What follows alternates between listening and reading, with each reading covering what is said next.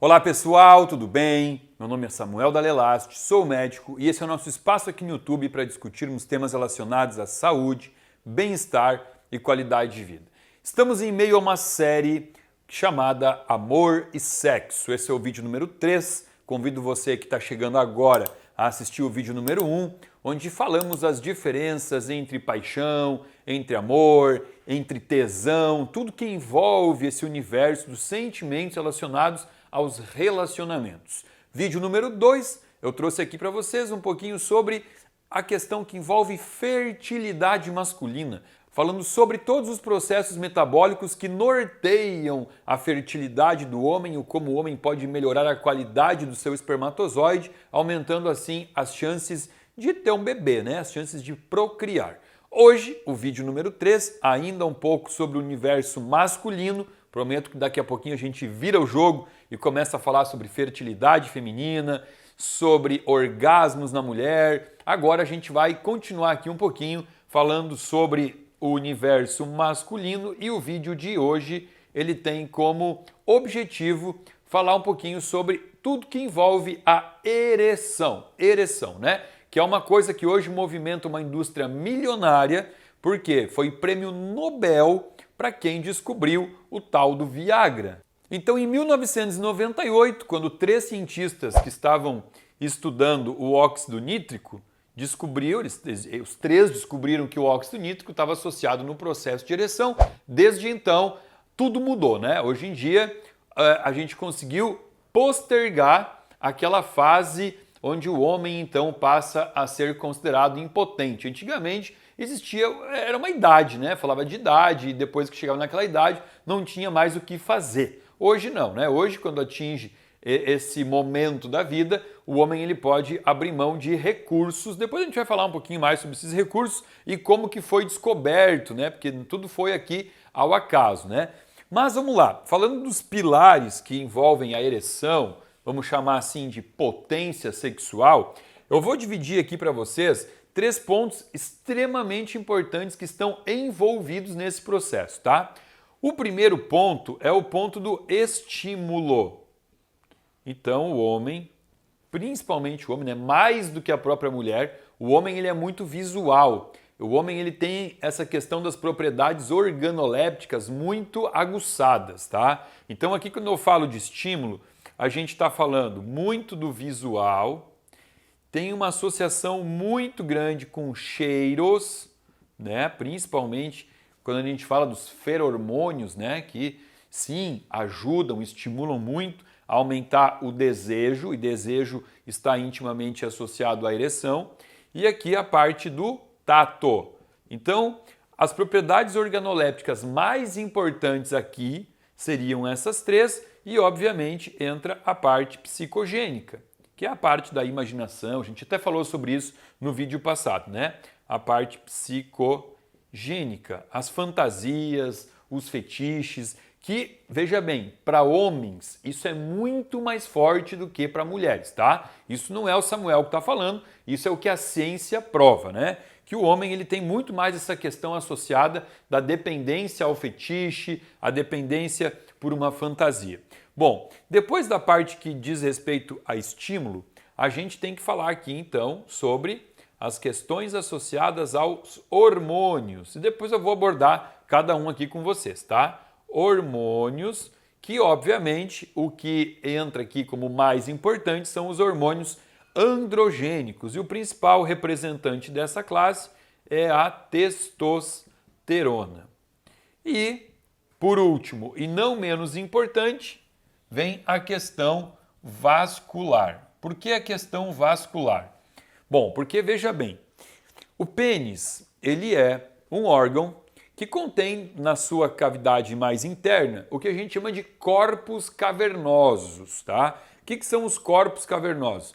São os corpos compostos por microvasos, um monte de vasos bem fininhos que precisam se encher de sangue. Quando se enche de sangue, então a gente tem a ereção, O que é a ereção do homem? Nada mais é do que a capacidade de levar uma grande quantidade de sangue para o pênis e a partir daí manter esse sangue lá, É o sangue que deixa o membro ereto. E quando a gente fala disso, aí aqui vem a questão do óxido nítrico como um agente vasodilatador, tá? Não dá para não usar esse termo, vasodilatação, né? Vasodilatador. Tem que usar, é um termo técnico, mas é muito fácil de eu mostrar para vocês aqui, ó. O que seria uma vasodilatação? Ó, imagina isso aqui como uma artéria, uma veia, né?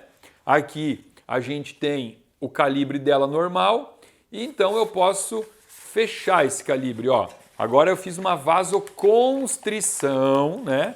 Eu fechei, olha o calibre da artéria como ficou, e agora eu vou fazer uma vasodilatação, que é abrir assim, ó. Quando eu faço a vasodilatação, eu permito então a entrada maior de sangue, portanto uma capacidade maior de encher o vaso e deixar o pênis ereto. Bom, agora que a gente entendeu aqui esses 3 pilares, que eu vou dizer para vocês que não são os únicos, hein, mas são, na minha opinião, os mais importantes, a gente vai falar um pouquinho mais sobre cada um, tá?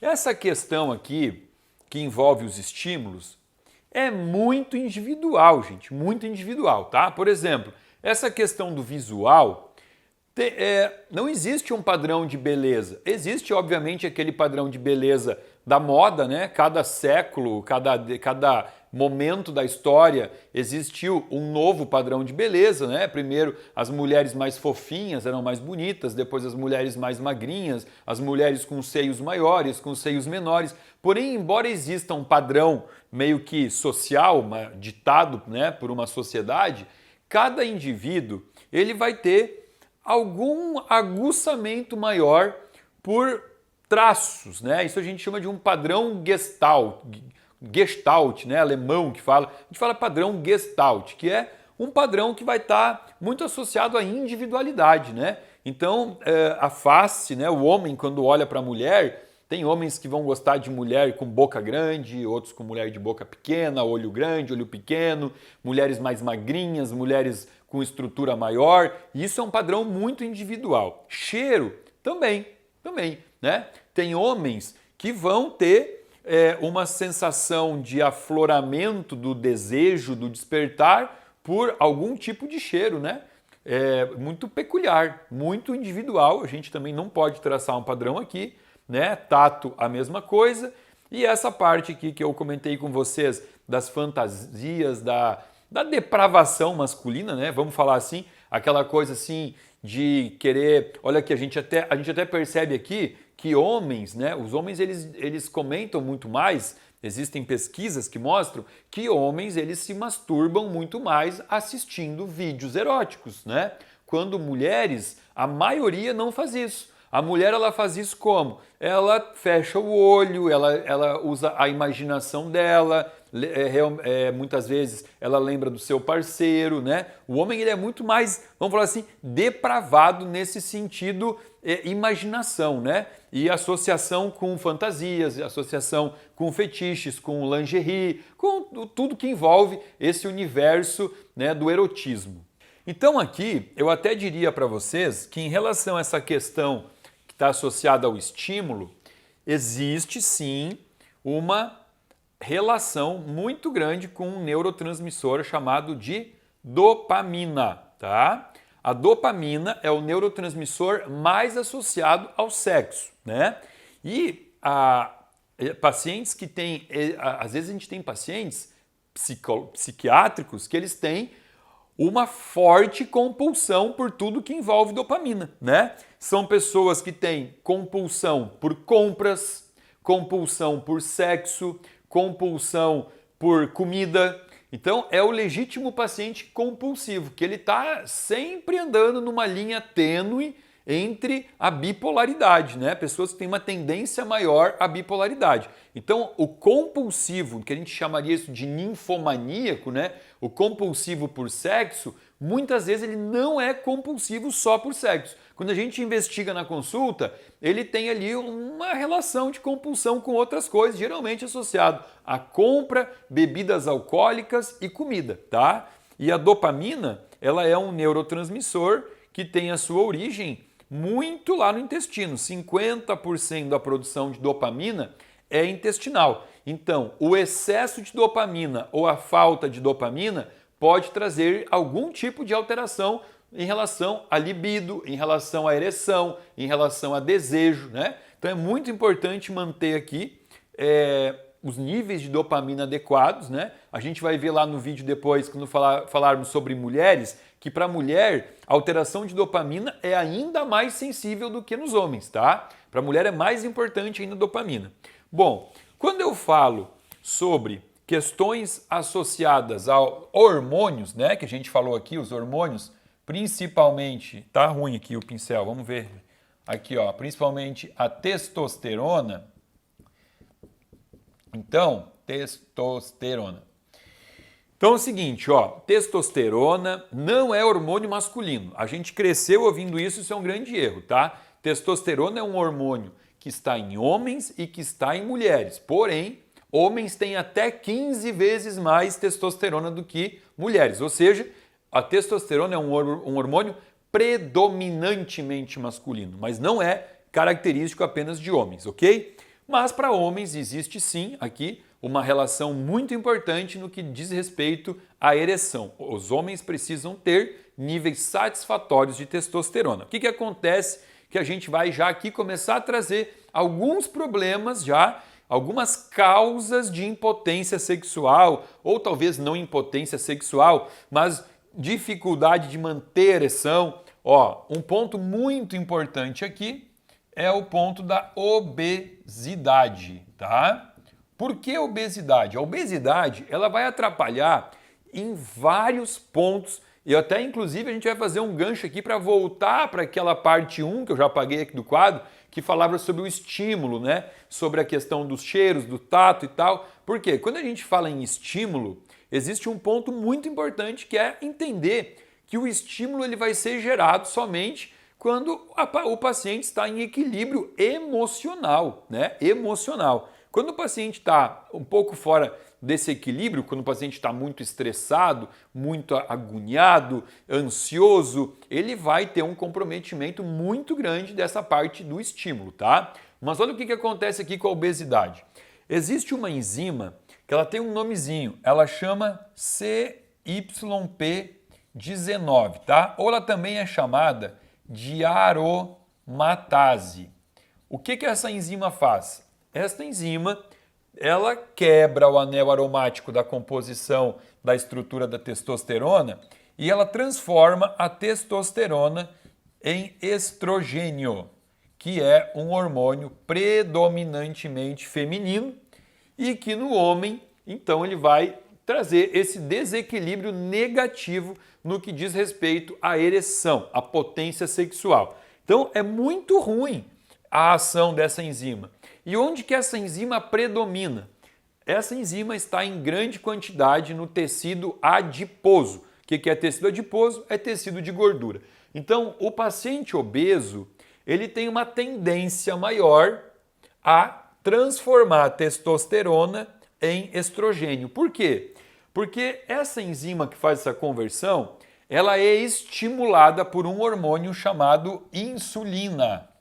Então, quando a insulina está muito alta, ela vai ativar o efeito dessa enzima e, portanto, vai aumentar aqui o estrogênio. Agora você começou a entender por que homens obesos têm mais mama, têm uma mama feminina. Por quê? Não existe obesidade sem resistência insulínica, sem aumento de insulina. E agora, então, com muita insulina, eu vou passar a ter menos testosterona e eu vou ter mais estrogênio.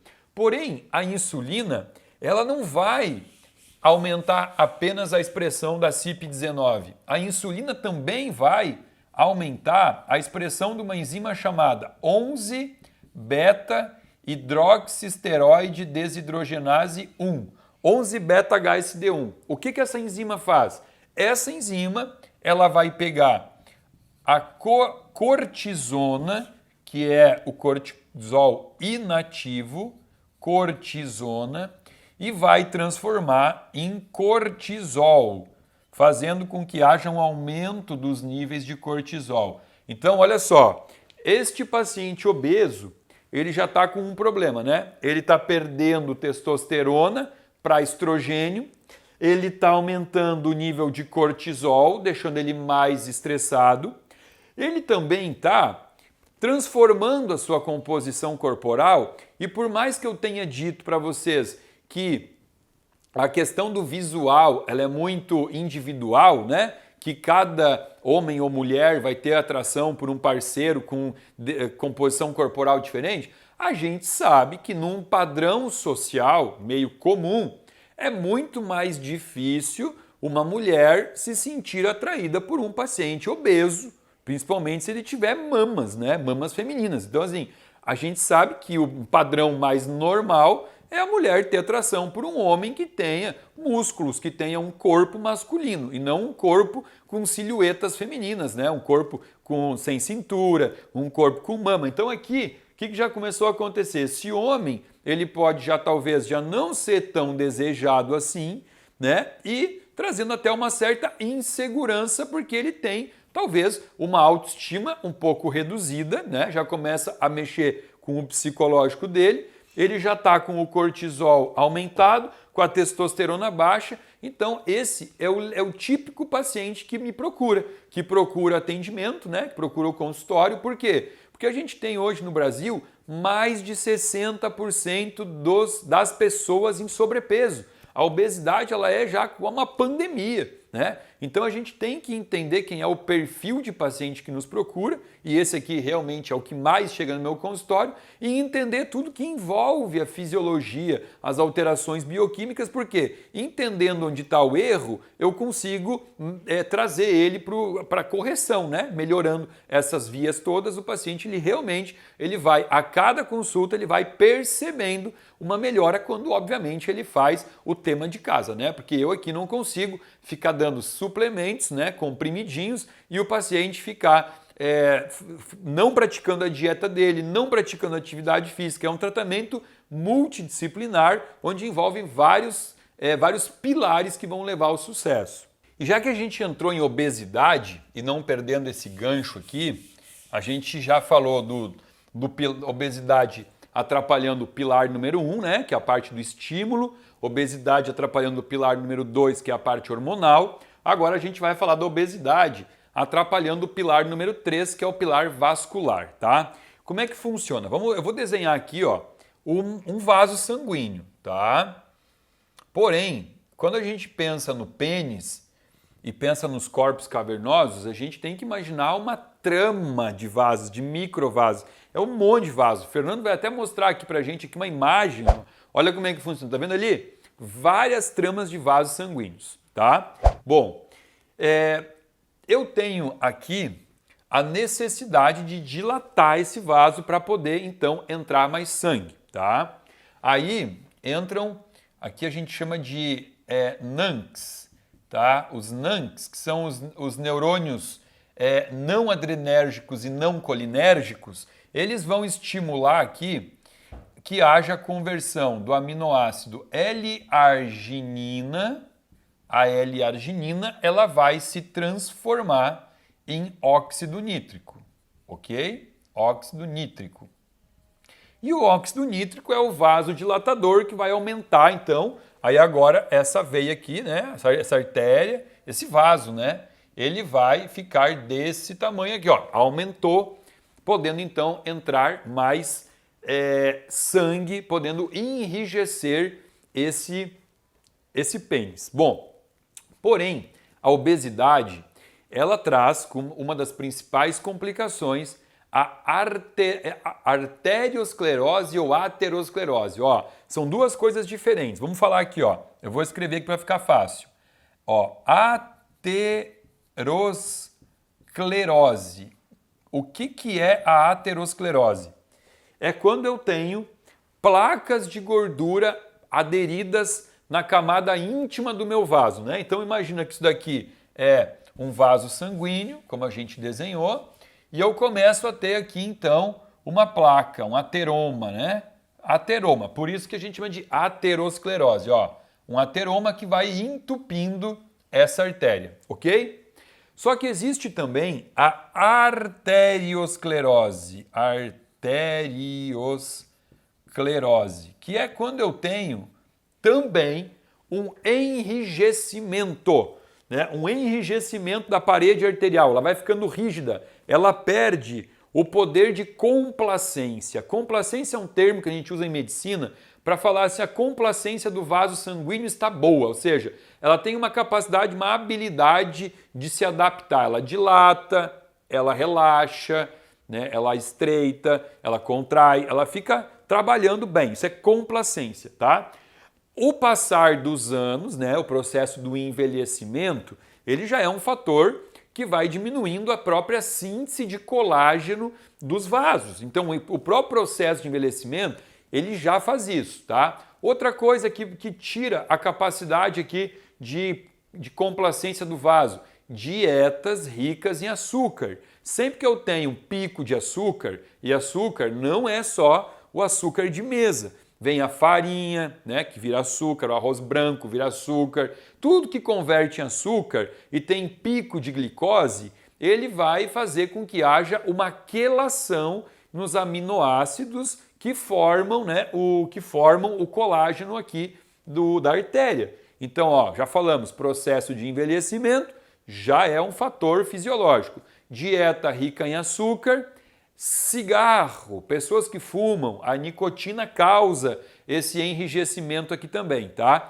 E a própria obesidade. A obesidade, ela vai causar as duas coisas, né? Ela pode causar o enrijecimento e ela pode causar aqui também o acometimento do fluxo sanguíneo através da formação de placas de gordura. Então, a pessoa que fica num estado de obesidade por muito tempo, ela pode ter dificuldade de ereção simplesmente por conta de estar obeso, né? E aí vem tudo que a gente já falou, cai a testosterona, aumenta o estrogênio, sobe o cortisol e ainda por cima está com as artérias todas entupidas. Então, olha a importância aqui de estar na composição corporal adequada.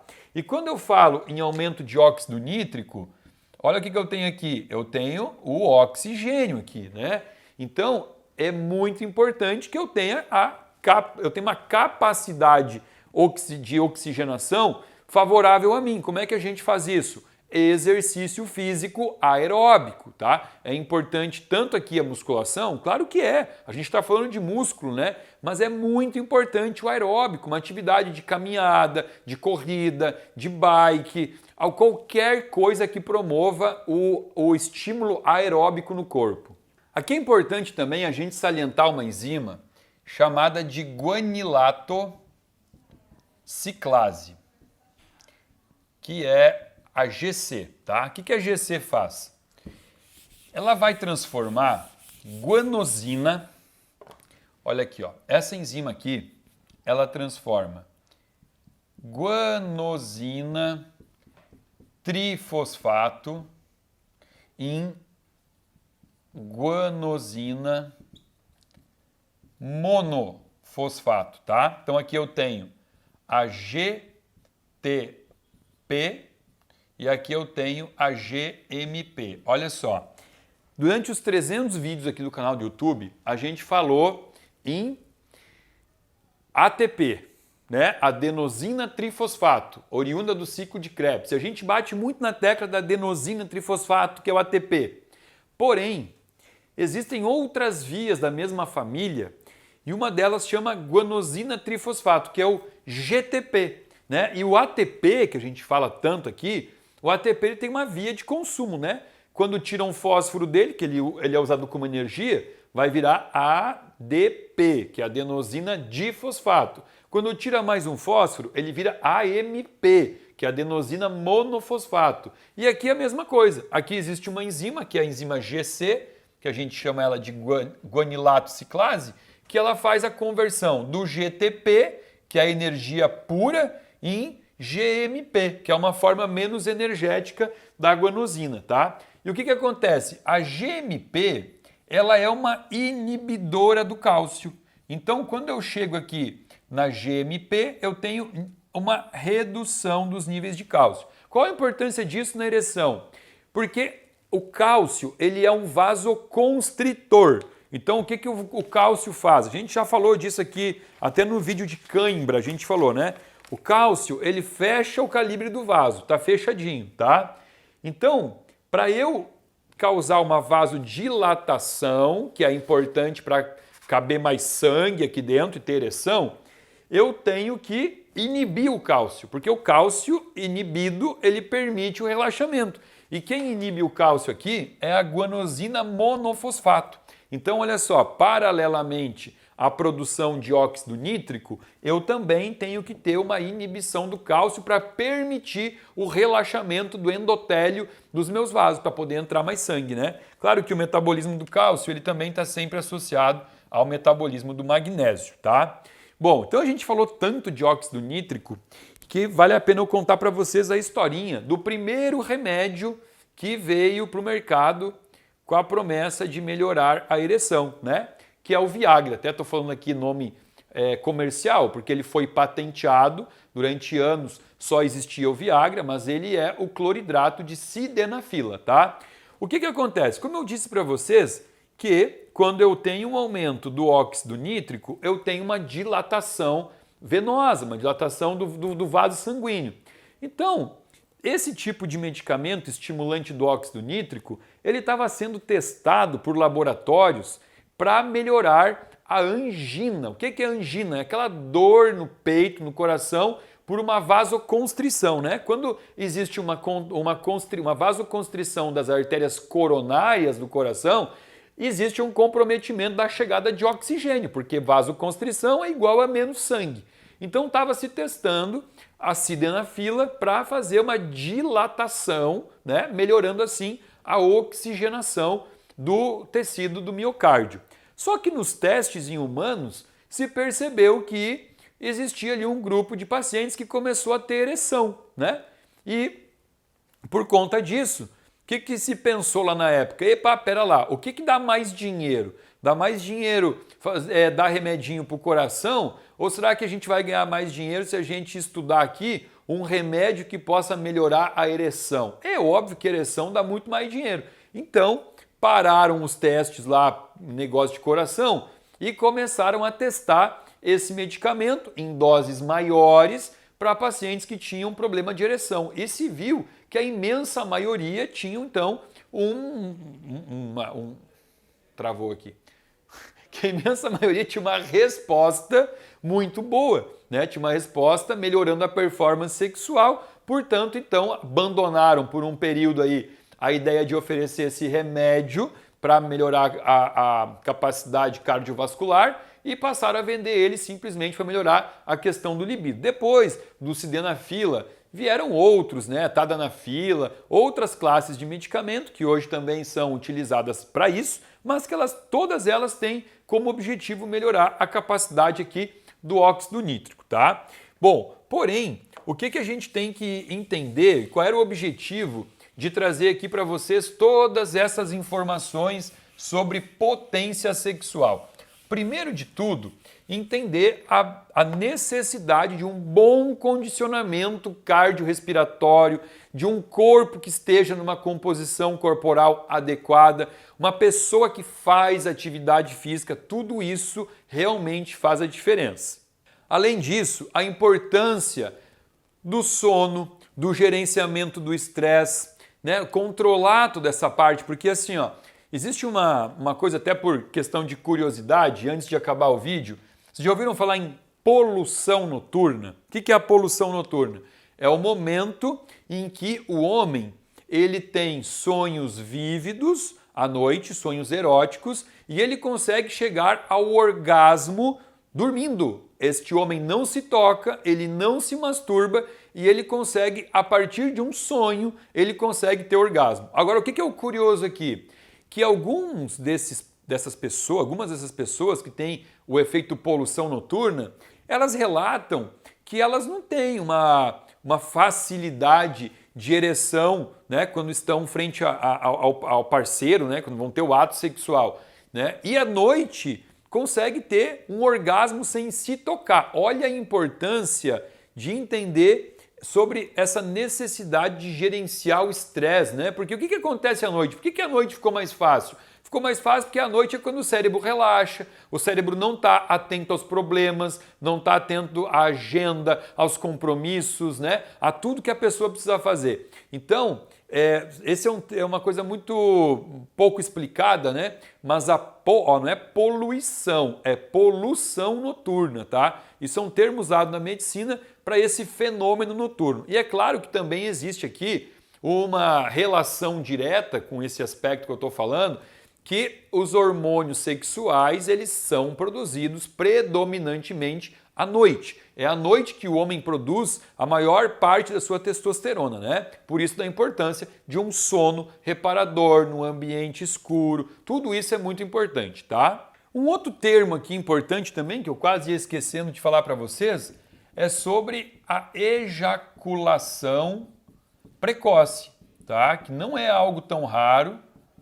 O que é isso? É quando o homem ele tem uma dificuldade de estender o ato sexual, né? Ele tem uma ejaculação rápida. Quando ele começa o ato sexual, geralmente ele chega ao orgasmo antes da sua parceira, né? E aí fica aquela coisa assim, o homem se sente muito mal, porque ele pensa, poxa, né? Eu me satisfiz, mas eu não pude satisfazer a minha parceira, né? Então, ejaculação precoce, ela está intimamente associada a distúrbios de neurotransmissores, né? E aí a gente volta a falar aqui da dopamina e da serotonina. Então, não é de hoje que se sabe que ejaculação precoce está associado a disbiose intestinal. Olha o intestino voltando aqui, né? Porque quando eu tenho um processo de disbiose no meu intestino, eu sacrifico a produção de dopamina e de serotonina e é muito fácil eu desenvolver uma ansiedade, né? A ejaculação precoce está muito associada à ansiedade. Então aqui, ó, existe uma necessidade de tratar a parte intestinal, aí entra uma questão de uma dieta anti-inflamatória, o uso dos probióticos, tudo que eu já falei aqui no nosso vídeo de intestino. Mas aqui foi só um adendo para a gente não deixar escapar essa parte de ejaculação precoce. O que eu quero trazer para vocês então? Vamos lá, vamos ser práticos. Homens que estão com problema de ereção. Já falei aqui os pontos importantes, né? Vou repetir: dormir bem, em horário fisiológico, não passar das 23 horas para ir para a cama, dormir num quarto escuro, longe de celular, longe de qualquer aparelho eletrônico ligado, fazer atividade física, redução do percentual de gordura, principalmente de gordura visceral, manutenção dos níveis baixos de insulina e de glicose. Isso se faz além de uma atividade física aeróbica necessária para manter a insulina baixa, também se faz com uma dieta hipoglicídica, tá? Tudo coisas importantes. Meditação para controle do estresse, para controle da ansiedade. Meditação funciona, parece balela, as pessoas não dão bola porque é de graça, porque parece uma coisa esotérica. Meditação tem comprovação científica que pode atuar na melhora da performance sexual. Tá, a partir daí, vamos lá. Quando eu recebo um paciente, eu preciso entender que existem recursos que eu posso ajudar ele, né? Eu posso melhorar essa parte mais afrodisíaca, né? Melhorar essa questão envolvente do sexo. Eu posso usar aqui a maca peruana, que isso aqui é velho pra caramba, mas sim funciona. Eu posso utilizar do Tribulus terrestris. Eu posso utilizar um fitoterápico que eu gosto muito, chamado de Epimedium icariin. Epimedium icariin é um fitoterápico muito legal para usar em homens e mulheres também, tá? Principalmente mulheres com dificuldade de orgasmo. Esse cara aqui, ó, é muito bom. Mucuna pruriens. Mucuna pruriens. Gosto muito de usar, aumenta a dopamina. Gosto muito de usar ZMA, que é uma fórmula que já contém zinco, magnésio e vitamina B6. Isso é ótimo para homens. Coloco aqui também ômega 3 em altas doses para esse paciente aqui. Ó, tô montando aqui, tô dando dicas que obviamente nunca vão vir associadas a doses. Por quê? Porque essa dose ela é muito individual, depende às vezes de peso, né? Então eu estou falando aqui sobre itens que podem ajudar sim homens a ter uma melhora da performance, né? Mas que devem ser prescritos por médicos. E como a gente falou aqui do aumento do óxido nítrico, o óxido nítrico ele é derivado da arginina, que é um aminoácido.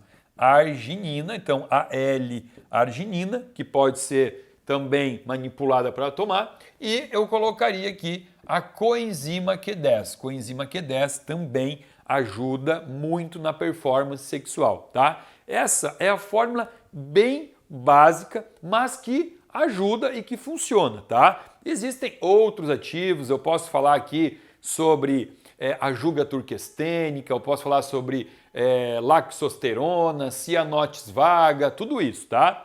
Porém, eu também tenho que entender que alguns pacientes eles podem ter um déficit de testosterona, seu nível de testosterona pode estar baixo, e aí eu tenho que classificar esse paciente, tá? Por quê?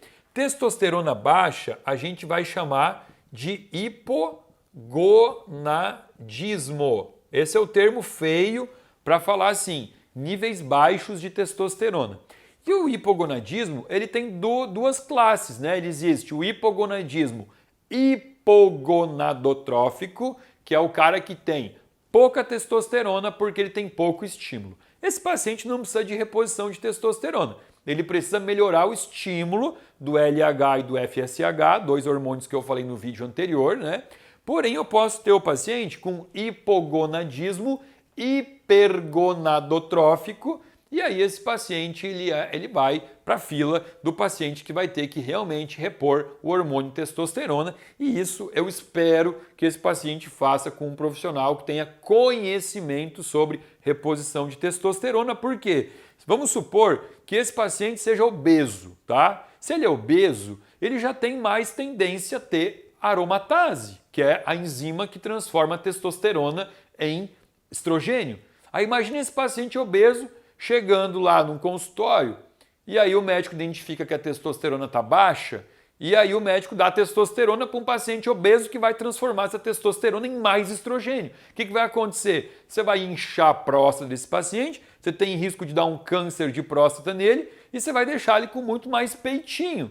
E ele não vai ter uma resposta tão boa assim da testosterona. Ele vai dizer, melhorou, alguma coisa vai ter melhorado. Mas ele vai ter muito mais efeito danoso do que efeito bom, tá? Então é por isso que eu provoco vocês aqui a entender a necessidade de sempre ter um profissional capacitado por trás para fazer esse tratamento. Porém, a mensagem do vídeo era essa, tem solução, só tem que mudar hábitos e fazer as correções adequadas. Eu espero que você tenha gostado. Se você gostou, dá um like nesse vídeo, compartilha com os teus amigos, mas cuidado para não sacanear o cara, né? Você vai mandar lá para ele um vídeo falando sobre impotência sexual, a pessoa pode ficar até um pouco ofendida. Então antes você manda um lembretezinho falando assim, ó, esse aí é para te ajudar a ter mais potência ainda, tá? Não tô dando letrinha nenhuma, isso não é uma indireta. Se você não está inscrito no meu canal, por favor se inscreva, aciona o sininho para receber toda segunda, quarta e sexta-feira um alerta de uma nova mensagem, um novo vídeo para você falando sobre saúde, bem-estar e qualidade de vida. Abaixo desse vídeo tem um link que você pode acessar, se inscrever e fazer parte de um grupo VIP de pessoas que recebe conteúdo gratuito semanalmente aqui do meu canal. Fica aqui o meu muito obrigado.